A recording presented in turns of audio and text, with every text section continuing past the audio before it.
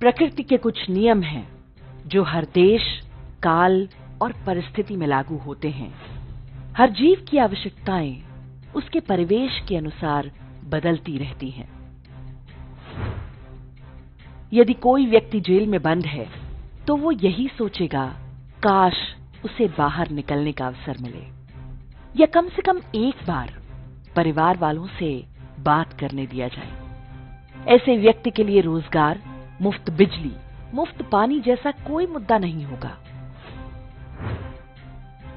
यदि कोई अच्छे नौकरी धंधे में है तो फिर उसके जीवन की प्राथमिकताएं बदल जाएंगी।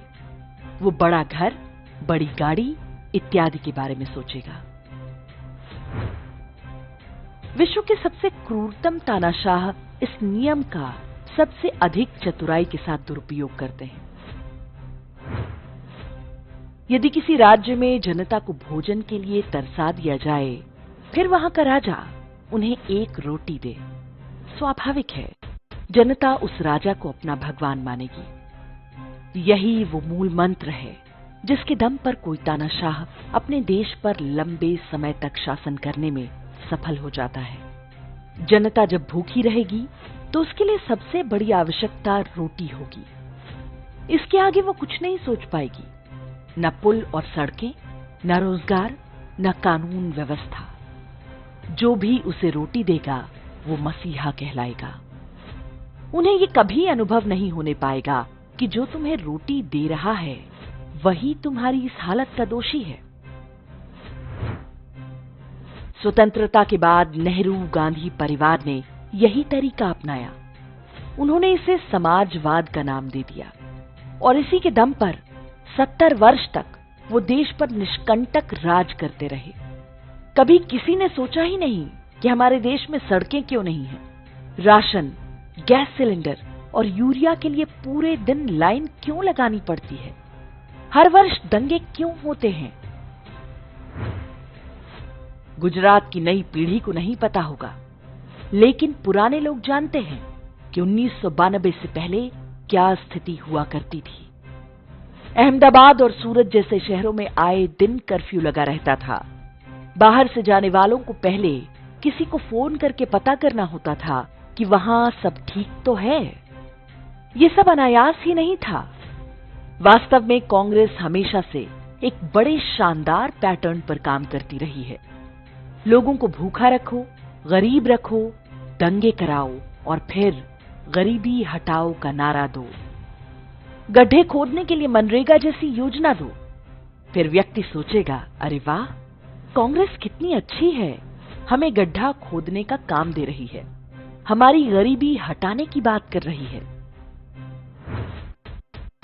वर्ष 2002 को छोड़कर गुजरात के इतिहास के जितने भी बड़े दंगे हुए हैं सभी कांग्रेस के राज में हुए। इनमें बड़ी संख्या में हिंदुओं के जीवन और संपत्ति की क्षति होती थी। अब्दुल लतीफ जैसे गुंडों का आतंक था। वो सरेआम अपराध करता था और मुख्यमंत्री आवास पर जाकर चाय पीता था। अब्दुल लतीफ और उसके गुर्गों को कोई हिंदू लड़की पसंद आती थी तो उसे उठवा लिया करते थे। पुलिस कुछ नहीं करती थी। बिजली विभाग के कर्मचारियों की हिम्मत नहीं होती थी कि मुस्लिम जनसंख्या वाले क्षेत्रों में जाकर मीटर चेक कर सकें।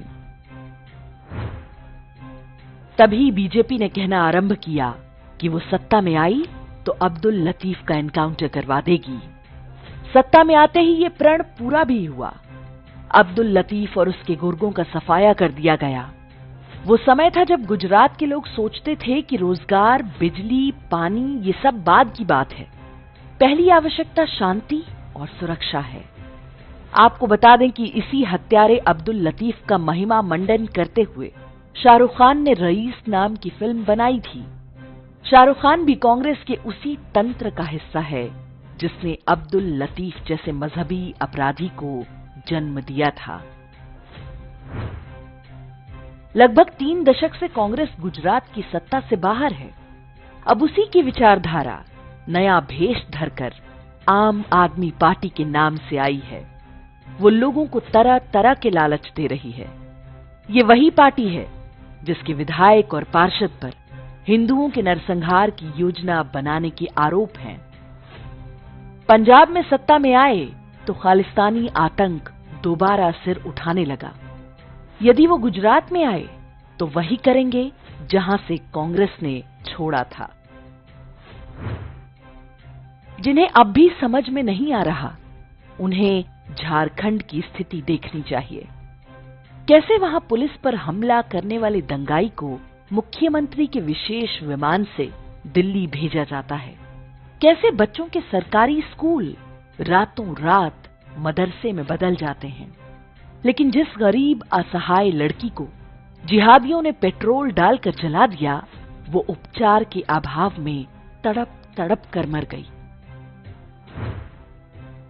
हमारा भूत, भविष्य और वर्तमान सब हमारे सामने है। तय हमें करना है कि हम क्या चुनते हैं, अपने ही हाथों अपना सर्वनाश या परिवार, समाज और देश का हित।